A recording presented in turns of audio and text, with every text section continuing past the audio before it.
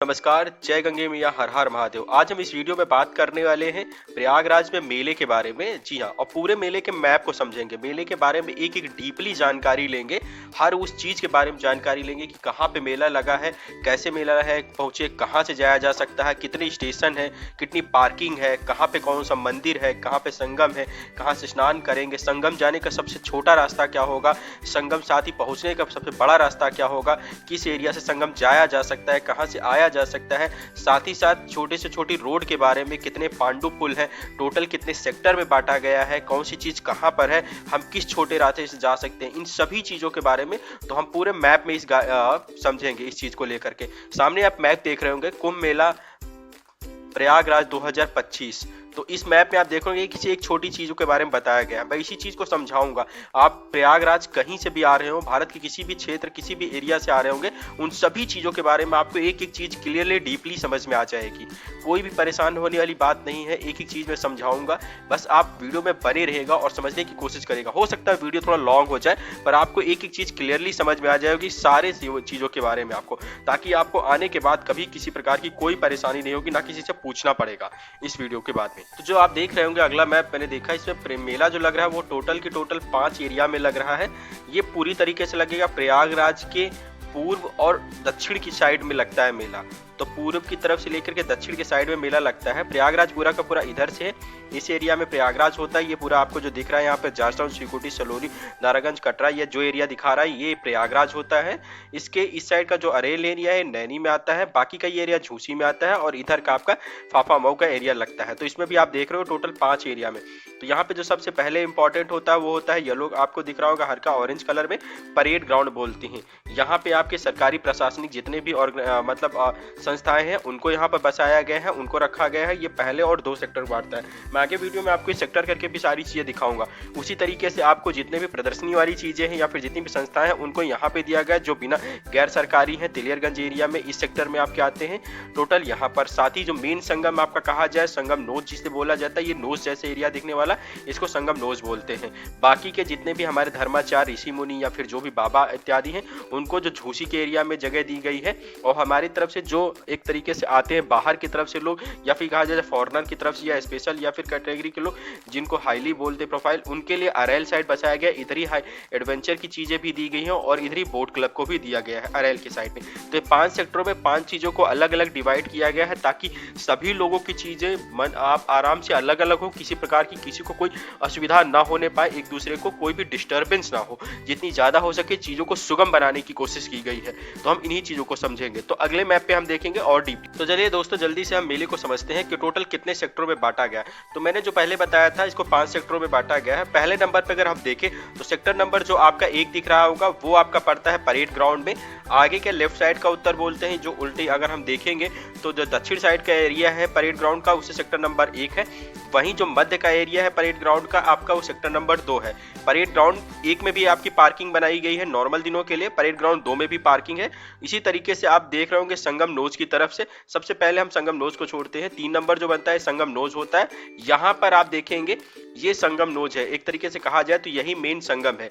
ये हमारी जमुना जी जाती है, यहाँ से आती हैं, और यहाँ से गंगा जी आती है। आगे गंगा जी ही जाती, जमुना जी का यहीं पे अंत हो जाता है। फिर एक तरीके से कहा जाए यहीं पे समाप्त हो जाती है और विलीन हो जाती है गंगा जी में। तो यहाँ पे तो जो ये एरिया दिख रहा है, ये 3 नंबर का सेक्टर, यही एक तरीके से संगम नोज बोला जाता है। त्रिवेणी घाट संगम यही होता है। इसी चीजों को लेकर के अधिकतर प्रॉब्लम्स क्रिएट होती है। बहुत से लोग यहीं पे आने के लिए काफी ज्यादा भीड़ पड़ती, जो भी भीड़ की समस्याएं उत्पन्न होती वो इसी सेक्टर में ज्यादा होती। बाकी और जगह पे चीजें नॉर्मल रहती हैं। तो खैर अभी हम आगे बढ़ते हैं और चीजों को और सोचते हैं। सेक्टर नंबर जो 4 बसाया गया है वो यहाँ पे है, उसी जस्ट बगल में ये। और ये एक तरीके से कहा जाता है पूरी तरीके से संगम है, ये दारागंज एरिया में आता है। उसके बाद सेक्टर नंबर हम 5 की बात करें तो आपके झूसी साइड एरिया में पड़ता है।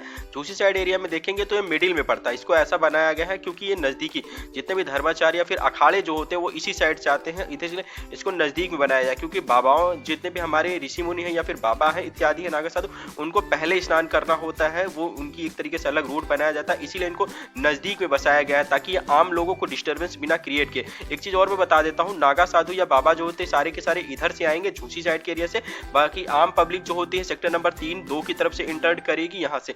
बाकी की आप आ भी सकते हैं 3 से, मगर उनके लिए अलग से रूट बनाया गया है। फिलहाल जो शाही स्नान रहेंगे 5 नंबर की तरफ से एंट्री होगी, इसीलिए इसको नजदीक में बनाया गया है और इस तरीके से इसको डेवलप किया गया है ताकि कोई प्रॉब्लम ना क्रिएट होने पाए।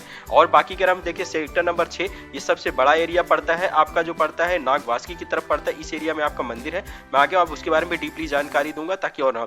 उसके बाद आपका सेक्टर नंबर 7 पड़ता है जो कि थोड़ा सलोरी की तरफ जाए, ये बड़ा बगाड़ा की तरफ पड़ता है। उसके बाद और जाते सलोरी को क्रॉस करके जो सुकटी की तरफ जाएंगे सेक्टर नंबर 8 होता है। उसके बाद आपका सेक्टर नंबर 9 पड़ता है और अंत में जाकर के बिल्कुल फाफा मऊ की सिकुटी एरिया में पड़ता है हमारा सेक्टर नंबर 10 जो इस एरिया में होता है। तो टोटल इधर आपके 4 सेक्टर पड़ जाते हैं। उसके बाद 11 से लेकर के 22 सेक्टर जो होते हैं वो झूसी के साइड में पड़ते हैं। तो सबसे लंबा उधर का सेक्टर पड़ता है 11 नंबर सेक्टर जो कि इधर पड़ता है। उसके बाद 12, 13, 14, 15 ये आपके नॉर्मल सेक्टर होते हैं, जस्ट इनके बाद बनाए गए हैं, आप देखे होंगे इन्हीं सभी के रूप में। और साथ ही साथ मैं आपको बता दूं उसके बाद 16, 17, 18 ये बिल्कुल आपको झूसी पुलिस स्टेशन के जस्ट सटे हुए बोल सकते हैं किनारे पे हैं। 5 नंबर को क्रॉस करके उधर से 16, 17, 18 पड़ते और 19, 20 और 21 एक तरीके से ये सेक्टर पड़ते हैं आपके जस्ट यहाँ पर संगम नोज के पास में। इसमें हो सकता है थोड़ा सा आपको दिख रहा हो दूर, जबकि ये सेक्टर एक तरीके से यहाँ पे पास ज्यादा है। संगम अभी देखेंगे तो संगम एरिया यहाँ पे ज्यादा आ चुका है। सेक्टर नंबर 21 और 20 बिल्कुल जस्ट अगल बगल पड़ता है। तो इधर से भी घाट बनाए गए हैं इन लोगों के लिए 21 और 22 के क्षेत्र में। साथ ही हमारे 23 और 24 जो होते हैं वो अरैल की तरफ से है। 23 नंबर इधर है और 24 नंबर इधर पड़ता है आपका जो यहाँ पे अवेलेबल है और 25 नंबर यहाँ पे हाईली होता है। तो मैं इनके बारे में और मैं इनके बारे में डीपली जानकारी लेता हूँ, बस वीडियो में बने रहिए। जो भी सवाल रहेंगे आपके वो सारे के सारे क्लियर हो जाएंगे, बस एक एक स्टेप को ध्यान से देखते रहिएगा। हेलो दोस्तों, तो आगे हम देख रहे होंगे अपनी जो मैप आपके सामने दिख रहा होगा प्रयागराज, एक तरीके से कहा जाए कुंभ मेला प्रयागराज 2025। इस मैप पे आप देखेंगे सारी की सारी चीजें। तो सबसे पहले हम देख लेते हैं यातायात। आप अधिकतर मतलब किस एरिया से आते हैं और कहां से इंटर करने की कितने रास्ते हैं, टोटल हमारी पार्किंग कितनी होगी, टोटल हमारे चौराहे कितने होंगे, या फिर हम किस स्टेशन पे आएंगे, या फिर स्टेशन कहाँ पे हैं, या क्या क्या चीजें हैं उनके बारे में, हमारे प्रवेश करने के बारे में कि हम किधर से प्रवेश करेंगे कुल मिलाकर के प्रयागराज में, उसके बारे में हम क्लियरली चीजें देख लेते हैं। तो सबसे पहले अगर आप प्रवेश करने के बारे में देख रहे होंगे तो इसमें 5 आप देखेंगे 4 है, अलग अलग चारों दिशाओं से आने के 4 महत्वपूर्ण स्थान है। तो हमें सभी को आना रहता है इस एरिया में यहाँ पे, तो हम इसी को सेंटर रखते हैं। तो यहाँ आने का सबसे पहली आपकी रोड देख रही होगी, ये एक रोड पड़ती है और ये आपका रेल लाइन पड़ती है। तो ये जो रेल लाइन है और ये जो रोड है ये कवर करती है अगर देखा जाए एक तरीके से वाराणसी प्रयागराज का। तो ये वाराणसी प्रयागराज और एक लाइन इधर से जो आ रही होगी आपकी इंटर कराती है या ऐड करती है, रोड आ रही है, यहीं से आपका पड़ता है रोड, कुछ समय पहले आकर के मिलती है, वो जौनपुर से होकर के मिलती है, वो भी मिलाती है आपको वाराणसी से होते हुए। तो ये दोनों जौनपुर होकर के वाराणसी होकर के वो एक लाइन आती है यहाँ पर एक तरीके से यहाँ मिलती है। वही इधर से अगर हम आ जाए दक्षिण साइड से तो यहाँ पे 2 लाइनें आती हैं। एक लाइन जो लेप्रोसी चौराहा पर आती है वो रीवा की तरफ से आती है, जो कि रीवा की तरफ से या फिर चित्रकूट साइड से आने वाले लोग आते हैं। दूसरे हमारे सोनभद्र और मिर्जापुर से आने वाले लोग आते हैं जो रीवा से या लेप्रोसी चौराहा से होकर के इंटर करते हैं इस एरिया से। यहीं से आपकी लाइन भी आती है, वो सेम लाइन भी यही कंडीशन में होती है। और इधर से अगर हम देखें पश्चिम की साइड से आने वाले लोग, इधर से फतेहपुर जो अगर आपके कहें कानपुर, या फिर कौशाम्बी से आने वाले लोग हैं जो कि यहाँ पे इंटर करते हैं इधर से। तो पश्चिम साइड आते हैं कौशाम्बी और कानपुर से आने वाले लोग। उसी तरीके से अगर हम देखा जाए उत्तर साइड से आने वाले फाफा मऊ से आने वाले लोग, लखनऊ, प्रतापगढ़, जो अगर एक तरीके से कहा जाए कुंडा, या फिर लखनऊ, शाहजहांपुर, बरेली वाले लोग होते हैं वो लोग इधर से एंट्री करते हैं, सुल्तानपुर वाले लोग इधर से। तो ये 4 रास्ते हुए जहां से 4 तरीके से आ जा सकता है। दोनों ही तरीके से आप बस, ट्रेन और दोनों ही चीजें आपको देखेंगे, रोड है, बस है, तो ये इसी तरीके से पड़ते हैं। तो ये एक तरीके से रहा जहां से चारों दिशाओं से जो एंट्री करते हैं उनके बारे में हो गई कि कहां से एंट्री होती है, कौन कौन से लोग एरिया से आते हैं। तो ये 4 ही पॉइंट रही जहां से आप शहर में एंट्री कर सकते हैं, इसके सिवा और कोई तरीका नहीं है एंट्री करने का। अब हम अगली चीजों में देखेंगे। इस वीडियो में देख रहे होंगे सारे के सारे चीजें मैंने पहले ही सेक्टर सारे डिवाइड कर दी। सेक्टरों के साथ साथ अब देखेंगे इसमें आपके जो पुल बने हुए हैं, जैसे कि ये पुल है, आप इसे देख रहे होंगे, एक तरीके से आपको पुल दिख रहा होगा, ये आपका पुल होता है, ये आपका सेक्टर होता है। इसमें जो काली लाइन है ये रोड होती है, उनको भी डिवाइड किया गया है, अलग अलग मार्गों से ऐड किया गया है। उनके बीच में भी जो आपका ऐड है ये भी एक तरीके से रोड होता है। और यहाँ पे बनने वाले पुल है, गंगा में जितने भी पड़े ये पांडु पुल होते हैं। टोटल 30 पुल बनाए गए हैं इसी तरीके से। हम 30 पुलों के बारे में पूरी एक एक करके मैं जानकारी दूंगा, इसमें सारी नहीं दिखाएंगे, अभी नाम भी मैं आपको क्लियरली दिखाऊंगा।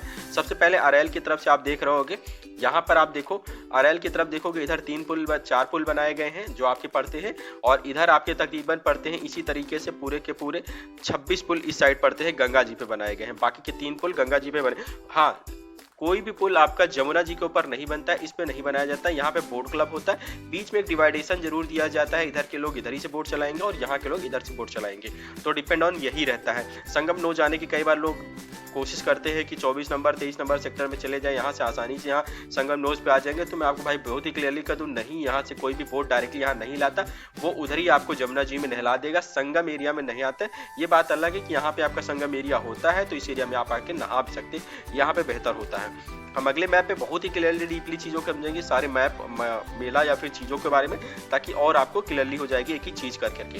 तो चलिए अगले मैप पे देखते हैं और सारी चीज़ों को एक एक करके समझ लेते हैं। तो अगली स्लाइड में हम सारी चीज़ों को बहुत ही क्लियरली कर लेते हैं। ये जो मैप आपको बनाया गया, ये प्रयागराज मेला प्राधिकरण की तरफ से ही लागू हुआ है। मैं बता दूं, इसमें सारी चीज़ों को क्लियरली एक एक चीज़ करके हम बताएंगे, एक एक पांडु पुल और एक एक चीज़ कहाँ पड़ती है। तो सबसे पहले जो हम पांडु पुलों को देखेंगे, हम पहले पुल को ही देख लेते हैं, उसके बाद में हम देखेंगे चीज़ों को और को। सेक्टरों के नाम नहीं रखे गए हैं, सेक्टर्स के नाम नहीं अवेलेबल है, सेक्टर के बारे में ऑलरेडी बात कर चुका हूं। सबसे हम पहले पांडु पुल को समझेंगे, क्योंकि इनसे समझना और भी आसान हो जाता है। जो आपका 1 नंबर और 2 नंबर पांडु पुल होता है, जिसे अक्षय पांडु पुल बोलते हैं, अक्षय वट बोलते हैं एक तरीके से, ये सेक्टर 3 और 21 को जोड़ता है। आप देख रहे हो 1 और 2 यहीं पे अवेलेबल है, ये 2 होते हैं, यहीं पे मिलेगा आपको, 1 मिलेगा, ये 2 मिलेगा। उसके बाद में 3 और 21 को ही पांडु पुल 4 और 4 बोलते हैं, इसे महावीर बोलते हैं। उसके बाद में आपका जगदीश रैंप बोलते हैं, जो कि पांडु पुल नंबर 5 है, ये भी 3 नंबर और सेक्टर नंबर 21 को ऐड करता है। आप देख रहे होंगे पुल नंबर 21 जो नलकूप तक जाता है, ठीक है।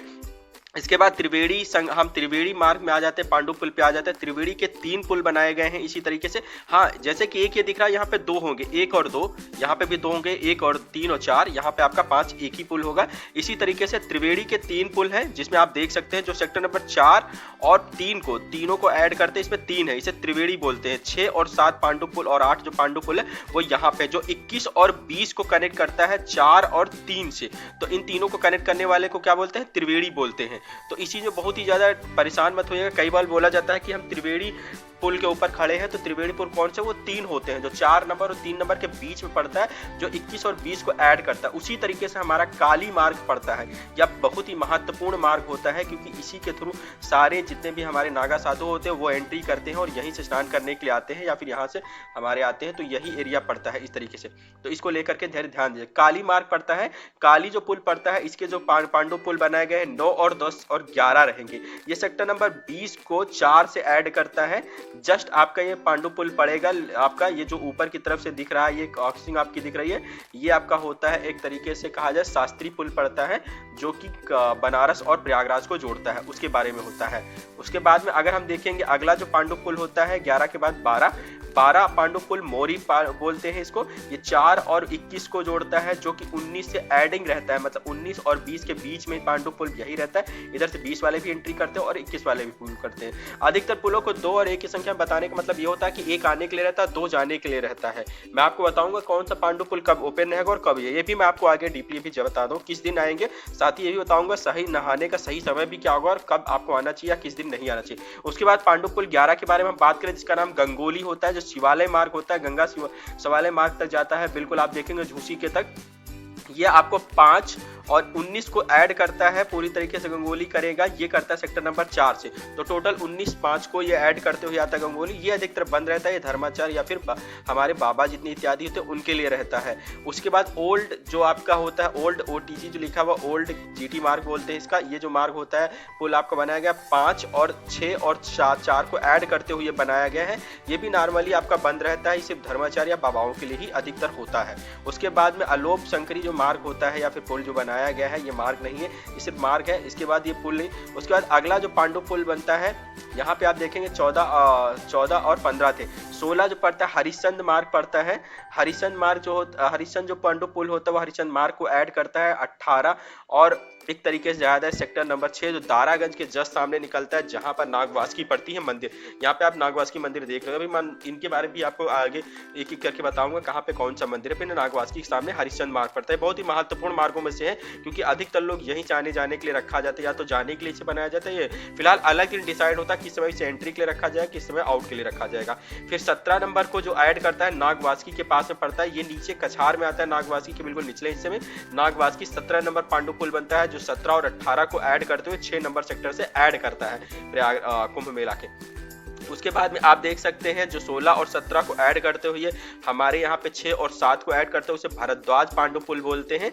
ये 18 और 19 दो पुल हैं जो को पांडु पुल है। 16 और 17 सेक्टर को ऐड करता है, सेक्टर 6 और 7 से 18 और 19 पांडु पुल। वहीं आपका 20 पांडु पुल जो होता है 8 और 9 को ऐड करता है, इसे अनंत माधव पांडु पुल बोलते हैं, जो 15 और 16 को ऐड करता है। तो इस 16 को ऐड करने के बाद में जो आता है 8 और 7 को ऐड करता है। तो इसी तरीके से 14 और 13 को ऐड करने वाला वेनी माधव है। 13 और 14 को ऐड करके जो लेकर के आता है वेनी माधव होता है। 21 नंबर पांडु पुल होता है जो कि 8 और 19 सेक्टर को ऐड करता है, ये यहाँ पे बनाया गया है। उसके बाद में आप देखेंगे पांडु पुल गंगेश्वर है, ये 9 नंबर सेक्टर में पड़ता है। एक तरीके से कहा जाए झूसी चारने का अंतिम पांडु पुल है गंगेश्वर। ये जो ऐड करता है वो आपका 12 और 13 को मिडिल को गंगेश्वरी ऐड करता है। गंगेश्वरी मंदिर पड़ता है ये बिल्कुल चलो शिवकुटी के पास तेलियरगंज में पड़ता है, जो कि 9 सेक्टर को ऐड करता है। उसके बाद में उधर से आने के और कोई नहीं है, 11 नंबर से कोई भी पांडु पुल नहीं निकलता है, तो याद करिएगा। उसके बाद में आप देख रहे होंगे इसी तरीके से 23 नंबर का प्रयागवाल जो पड़ता है ये फाफामऊ को ऐड करता है, तेलियरगंज शिवकुटी के पास में प्रयागवाल 23 नंबर। और बजरंग दास जो पुल पड़ता है या पांडु पुल पड़ता है वो 24 नंबर है। ये आपको आपका जो पुल होता है प्रयाग फाफामऊ जो पुल होता है जस्ट उसके पश्चिम साइड पड़ता है बजरंग दास, ये भी ऐड करता है फाफामऊ और तेलियरगंज को। उसी तरीके से कैलाशपुरी अंतिम पांडु पुल पड़ता है जिसे उत्तर की तरफ से, जहां से प्रयागराज फाफामऊ से तेलियरगंज में एंट्री की जा सकती। उसके बाद हम इन सभी को छोड़ करके आते हैं अब जस्ट बिल्कुल पूर्व की तरफ, पूर्व दक्षिण की तरफ। यहाँ चक्र माधव पड़ता है जो कि चक्र माधव मंदिर के जस्ट सामने से निकलता है। इसे हम बोलते हैं 24 नंबर पांडु पुल, और ये इसे बोलते हैं 26 नंबर पांडु पुल। ये सीधे ऐड करता है 21 सेक्टर और 24 सेक्टर को। बहुत ही महत्वपूर्ण पांडु पुल में से है ये, आपको मैं बता देता हूँ। सबसे महत्वपूर्ण पांडु पुल में से ये आपका 26 और 21 और 24 को जोड़ता है। सबसे इंपॉर्टेंट चीज, क्योंकि अरैल से आने वाले जितने भी लोग रहते हैं वो सारे के सारे अधिकतर इसी को एंट्री के लिए रखा, इसको जो है आउटर के लिए रखा जाता है। सेक्टर नंबर यहाँ से निकल जाने के लिए अधिकतर सोमेश्वर को रखा जाता है, यहाँ से एंट्री, बाकी निकलने के लिए चक्र माधव को ही रखा जाता है। मैं आपको ये भी रीजन समझाऊंगा ऐसा क्यों होता है आगे। उसके बाद अगला 27 नंबर पांडु पुल सोमेश्वर जो पड़ता है 24 और 22 सेक्टर को ऐड करता है। उसी तरीके से बल्लभाचार जो 28 पुल संख्या पड़ती है पांडु पुल पड़ता है, वो भी 24 और 22 को ऐड करता है। और टेंट सिटी का जो हमारा लास्ट के 2 पुल पड़ते हैं 29 और वो टेंट सिटी 29, ये आपका ऐड करता है 25 और 22 को। उसी तरीके से आश्रम पुल जो रखा गया है 25 और 30 को, ये अधिकतर सरकारी चीजों के लिए रखा है जो नागेश्वर मंदिर के पास में पड़ता है। नॉर्मली लोग इधर से आते हैं, पर बाद में सबसे लास्ट में जब ज्यादा भीड़ होती है तो एंट्री इधर ही से कराई जाती है। अब मैं एक बात बताऊं, जब भी आपको संगम, सबसे इंपॉर्टेंट चीज इसको याद रखिएगा, संगम नोज के जितना नजदीक होगा पांडु पुल वो निकलने के लिए अधिकतर रखा जाएगा। जैसे 1 नंबर है तो यहाँ से आपको निकाला जल्दी जाएगा, 2 नंबर है, 3 नंबर 4 में तो यहाँ से निकाला जल्दी जाएगा। एंट्री आपकी दूर से कराई जाएगी, हमेशा याद रखिएगा। तो जो पांडव चक्र है इनके पास से एंट्री नहीं कराई जाएगी, हमेशा यहाँ से आपको निकाला जाएगा। कोशिश होगी जितनी भीड़ बढ़ेगी उतना ही जल्दी निकाला, और आपको एंट्री दूर से, ताकि जितना ज्यादा हो सके डाइवर्जन किया जा सके। खाली ये तो पांडु पुल हुए, हम इनको समझते हैं। अब आगे हम समझते लेते हैं मार्गों के बारे में, जितने भी मार्ग है जल्दी से, ताकि वीडियो ज्यादा लॉन्ग ना होने पाए, बहुत ही ज्यादा। यहाँ पे आप देखेंगे सबसे पहले हम चलते हैं जस्ट बगल में ही जितने हमारे मार्ग पड़ते हैं। तो सबसे पहले जो आपका इंपॉर्टेंट मार्ग पड़ता है वो मोरी मार्ग पड़ता है, जो कि सेक्टर नंबर 19 और 20 के बीच में है। उसके बाद में शंकरहारण मार्ग पड़ता है जो कि 19 नंबर सेक्टर में पड़ता है। गंगोली शिवालय मार्ग आपका जस्ट इसी 5 नंबर को ऐड करते हो 19 सेक्टर मार्ग में ही पड़ता है। ओल्ड सिटी मार्ग आप ऑलरेडी बात कर चुके हैं, ये भी 19 और 18 के बीच में पड़ता है। आलोप शंकरी मार्ग जो पड़ता है वो 18 नंबर सेक्टर में पड़ता है। और हरिश्चंद्र मार्ग जो पड़ता है और सूरदास मार्ग ये भी 18 नंबर सेक्टर में पड़ते हैं। तो ये आपकी इतनी जगह पड़ते हैं। नाम अधिकतर याद नहीं रहेंगे, कोई बात नहीं, सेक्टर्स को अधिकतर आप याद रखिए, कोशिश करिएगा। अगल बगल कोई भी चीज दिखे उसमें सेक्टर याद रखिए। सेक्टर जितनी जल्दी आप पता कर लेंगे उतनी ही जल्दी आप क्या होता है दूसरे को अपनी करंट लोकेशन के बारे में बता सकते हैं। अगर मेले में कहीं पर भी आप होते हैं, किसी प्रकार की कोई असुविधा होती है, थोड़ा भी परेशान, तो सबसे चीजों को मैं बता दूं, कोशिश करिए पांडु पुल या फिर मार्ग या फिर सेक्टर, अगल बगल कोई भी अगर धर्मशाला बनी हो उसके ऊपर देखिए नाम लिखा होगा, उसमें सेक्टर जरूर लिखा होगा। उसी तरीके से नाम और चीज अगर बता देंगे उतना ही जल्दी आपको खोजना आसान हो जाता है। सूर्य तुलसीदास मार्ग जो आपको पड़ता है 18 नंबर सेक्टर में पड़ता है। उसी तरीके से आप देखेंगे मुक्ति मार्ग, हर्षवर्धन मार्ग, जो आने के लिए ऐड करने के लिए नागवासुकी मार्ग को बिल्कुल जानने से भरद्वाज मार्ग पड़ता है। उसके बाद वेणी माधव मार्ग और समयामाई मार्ग और क्या बोलते हैं पश्चिम माधव और गंगेश्वर और हेतापति और पावर हाउस मार्ग जो लास्ट में पड़ते हैं। इसी तरह के रामदास मार्ग और क्या बोलते हैं रामानंद मार्ग, ये आपके इधर से ऐसे पड़ते हैं। इनको रखा गया अधिकतर नामों को याद करने के लिए कहा जाएगा शंकराचार्य मार्ग और संगम लोअर मार्ग। इनको याद रखिएगा, तुलसी मार्ग, हर्षवर्धन मार्ग, मुक्ति मार्ग, अन्नपूर्णा मार्ग। ये मार्ग इसलिए रखे मैं आपको बता रहा हूँ बार बार, क्योंकि इनके जरिए बस आपको क्या है चीजें पता करने में और आसानी होती है। कई बार कहा जाता है कि संगम लोअर मार्ग के पास में आपके ये बाबा का शिविर है, तो आपको संगम लोअर मार्ग अगर पता रहेगा कि संगम लोअर मार्ग कहाँ पे है, आपका सेक्टर नंबर 16 और 15 को ऐड करता है, वो इस एरिया में है, तो आप उसे आराम से पता कर लेंगे। आनंद माधव जो आपका सेक्टर पड़ता है उसके पास में, तो इससे पता करना और आसान हो जाता है इन चीजों को, और कुछ नहीं। इसी तरीके से जो अगले मार्ग हमारे पड़ते हैं, हम इधर आ जाते हैं। यहाँ पे कोई भी मार्ग नहीं रखेंगे क्योंकि ये बहुत पतली एरिया पड़ती है। सबसे पहले नागवासुकी मार्ग, भरद्वाज मार्ग जो है आप ऑलरेडी जान चुके हैं। जहाँ से आते हैं आनंद माधव, वेणी माधव और उसके बाद पश्चिम माधव करके होता है गंगेश्वर मार्ग, गदा मार्ग, उसके बाद में नारायणपुर मार्ग और शंख मार्ग, ये आपका पड़ जाता है। यहीं से एंट्री होती है। जहाँ पे मार्ग होते हैं उसके बाद मैं एक और चीज बता दूं, यहीं पे उनके क्या होते हैं चिन्ह होते हैं। सबसे इंपॉर्टेंट चीज है मार्गों के नाम पे वहाँ पे एक क्या होगा एंट्री पॉइंट बनाया जाएगा, जहाँ पर उस चीज को बनाया, जैसे शंख माधव लिखा हुआ है तो यहाँ पे एक बड़ा सा द्वार बना होगा इसमें शंख बना होगा। नारायणपुर लिखा है तो यहाँ पे एक मार्ग होगा जिसमें नारायण प्रभु करके लिखा होगा। गदा मार्ग है तो यहाँ पे गदा आपका बना होगा, जिससे आपको पता कर पाना है, वहां से स्टार्टिंग होती है और भी आसान हो जाता है चीजों को। तो ये वो चीजें रही जिनके थ्रू हो जाता है। बाकी के इधर जो मार्ग रहते हैं उन्हें नहीं बताया गया। चक्र माधव, सोमेश्वर ये आदि मैं बता चुका हूँ। अब इंपॉर्टेंट चीज हम बात कर लेते हैं कि कौन कौन से मंदिर कहाँ कहाँ पे पड़ते हैं। तो सबसे पहले जो इंपॉर्टेंट होते हैं जिसको आपको दर्शन करने के लिए सबसे ज्यादा लोग आतुर और परेशान होते हैं, जिसके बिना कहा जाता है गंगा स्नान अधूरा। सबसे पहले स्नान करने के बाद जो इस एरिया में सेक्टर नंबर 3 में रहते हैं, हम यही को मानते हैं सेंटर में, मानता हूं मैं यहीं से लेकर के चीजों को बता रहा हूं। सबसे पहले बल्ले हनुमान मंदिर जस्ट यहां से आपके 100 से 150 मीटर के पास में है। अच्छे व्रत आपका जस्ट आपके बगल में 150 मीटर पे ही रहेगा। 50 मीटर की दूरी पर बड़े हनुमान मंदिर है और जस्ट उससे थोड़ी सी और दूर आएंगे 20 मीटर पे तो शंकर विमान मंडपम मंदिर पड़ जाता है। सेक्टर नंबर 4 के बिल्कुल एडिंग पर है, 3 और 4 के बिल्कुल। तो ये 3 मंदिर एक ही पास हो जाते हैं जो सबसे इंपॉर्टेंट मंदिर है, इनको याद रखिएगा 3 में है। उसके बाद में हमारे पड़ता है वेणी माधव मंदिर जो आपका सीधे दारागंज एरिया में पड़ता है, और उसके बाद नागवासुकी मंदिर आ जाता है जो कि दारागंज और सेक्टर नंबर 6 की तरफ पड़ता है। तो ये एक तरीके से यहाँ पड़ता है। उसके बाद और हम इसी लाइन में अगर आते हैं तो फाफा एरिया जाने पर गंगेश्वर महादेव का मंदिर पड़ता है जो सेक्टर नंबर 9 के पास पड़ता है, और कोटेश्वर मंदिर आपका बिल्कुल अंत में जाकर के फाफा एरिया पे या 10 नंबर जहाँ सेक्टर जैसे मोड़ पे खत्म होता है वहीं पे पड़ता है। उसके बाद में हम दूसरे मंदिर को अगर देख लेते हैं झूसी साइड में गंगोली मंदिर पड़ता है। ये आपका जस्ट पड़ता है आपका झूसी स्टेशन के सामने है, बिल्कुल सेक्टर नंबर 19 के पास पड़ेगा। और समुद्रकूप जो एक मंदिर पड़ता है वो बिल्कुल आपकी ऊंचाई पर 21 नंबर सेक्टर से जो ऊंचाई की तरफ जाने लगेंगे लेफ्ट साइड में आपका पड़ेगा। यहाँ नलकूप बड़ी सी टंकी बनी हुई इसीलिए नलकूप इसका नाम है, यहीं पे एक मंदिर होता है तो इसीलिए इसका पहचान के रूप में टंकी ही होती बड़ी सी। उसके बाद देखिए आनंद हम अगर आ जाते हैं संग माधव, ये छतनाग इलाके में पड़ता है 22 नंबर सेक्टर के पास में।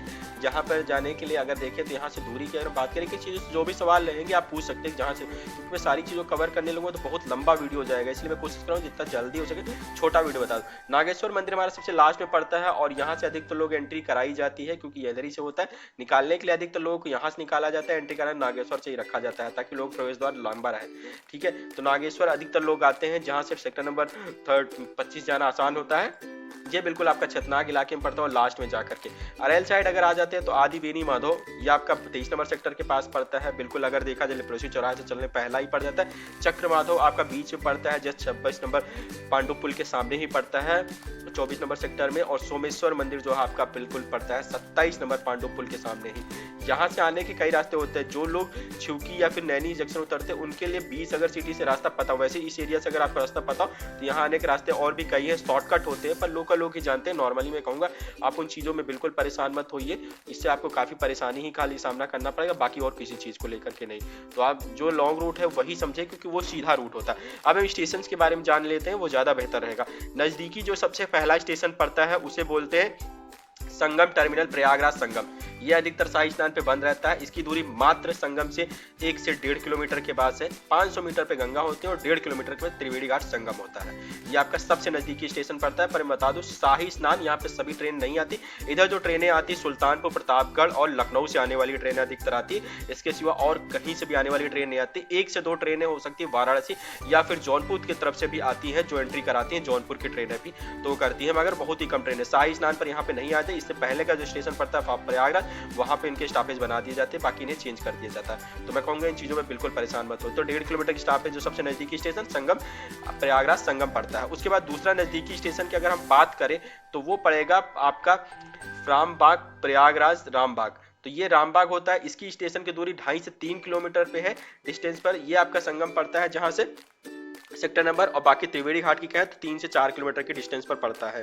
तो गंगा आपकी जस्ट बगल पड़ जाती है, बाकी आपकी 3 से 4 किलोमीटर पर प्रयागराज रामबाग है। उसी तरीके से आपका कहा जाए अगला जो नजदीकी स्टेशन है, अगर मैं देखूं त्रिवेणी संगम से, तो वो मुझे लगता है मेरे हिसाब से, बाकी की मैं आपको समझा देता हूं, मेरे हिसाब से होता है त्रिवेणी घाट से जस्ट देखेंगे झूसी स्टेशन। इसकी दूरी 7 से 8 किलोमीटर की डिस्टेंस पे पड़ जाती है त्रिवेणी घाट से जस्ट बगल में। हालांकि यहाँ आना बहुत ही टिपिकल होता है। अगर नीचे से पैदल आते हैं तो 6 से 7 किलोमीटर की डिस्टेंस पे, बाकी बाई रूट अगर आप साधन लेकर के आते हैं तो ये दूरी तकरीबन 13 से 14 किलोमीटर में चली जाती, क्योंकि शास्त्री ब्रिज क्रॉस करने के बाद में आपको चुंगी चौराहे से फिर एंट्री कराई जाती, इसीलिए 14 से 15 किलोमीटर की रेंज में चला जाता है। तो इसीलिए ये दूरी बढ़ जाती है। बाकी अगला स्टेशन अगर हम देखें कौन सा पास होता है, तो अगला स्टेशन हमारा पड़ता है 7 किलोमीटर की डिस्टेंस से त्रिवेणी घाट संगम से, वो मात्र होता है प्रयागराज। यहाँ से संगम की दूरी मात्र 2 किलोमीटर पर है। सॉरी, गंगा जी की दूरी यहाँ पे 2 किलोमीटर की दूरी पर है। संगम की दूरी यहाँ से तकरीबन 7 किलोमीटर से 8 किलोमीटर के पास है। 7 से 8 किलोमीटर की डिस्टेंस पे होता है, क्योंकि इसमें कई रूट है जाने के, तो अलग अलग रूट से अलग अलग आपकी दूरी होती।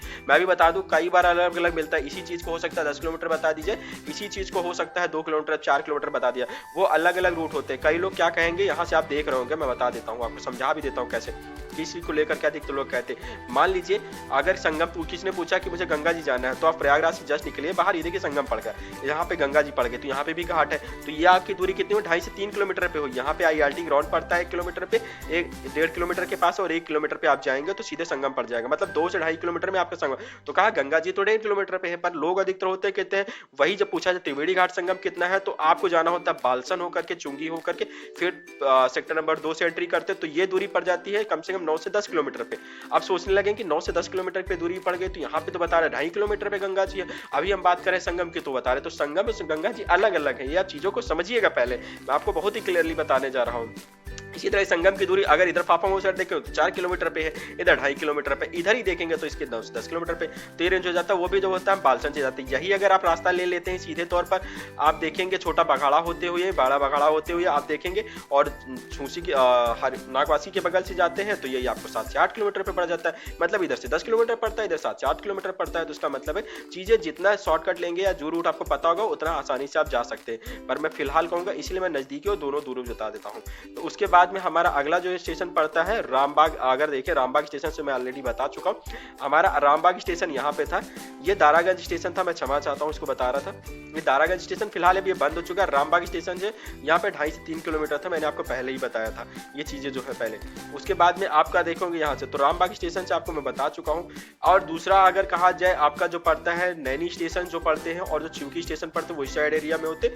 यहाँ से अरैल आना होता है, अरैल से नैनी स्टेशन की दूरी तकरीबन 7 से 8 किलोमीटर है। संगम की अगर दूरी कहा जाए बाय रूट कहेंगे तो 11 से 12 किलोमीटर हो जाएगी, बट अगर आप अरैल घाट की तरफ से नापेंगे तो ये 7 से 8 किलोमीटर। और वही छूकी की स्टेशन की अगर दूरी आप बाय रूट नापेंगे तो 14 से 15 किलोमीटर हो जाएगी, और अगर अरैल की तरफ से नापते तो 12 से 13 किलोमीटर पे ये भी हो जाती है। तो ये रहे वो स्टेशन, तो उन रहे चीजों की जानकारी जहां से आप हो सकते हैं। खैर, इससे रिलेटेड कोई भी जानकारी कौन सी चीज कहां पे है, तो बिल्कुल आप कमेंट करके पूछ सकते हैं। मैं पूरी कोशिश करता हूँ जितना ज्यादा कवर कर सकूं। पर क्या होता है वीडियो अगर मैं एक चीज की डिटेल जानकारी आपको बताने लगूं तो आप परेशान हो जाएंगे, और बहुत लंबा वीडियो हो जाएगा जो देखने में बहुत ही बोरिंग लगने लगता है। तो फिलहाल जो क्वेश्चन रहेंगे आप कमेंट करके पूछ सकते हैं। आई होप जानकारी सहमत होंगे, वीडियो अच्छा लगे, जानकारी सहमत हो तो प्लीज वीडियो को लाइक शेयर जरूर करो, उस व्यक्ति को जरूर शेयर करें जिस चीज की जरूरत हो। साथ ही प्रयागराज जरूर आए घूमने के लिए। वीडियो देखने के लिए धन्यवाद। आपका दिन शुभ हो।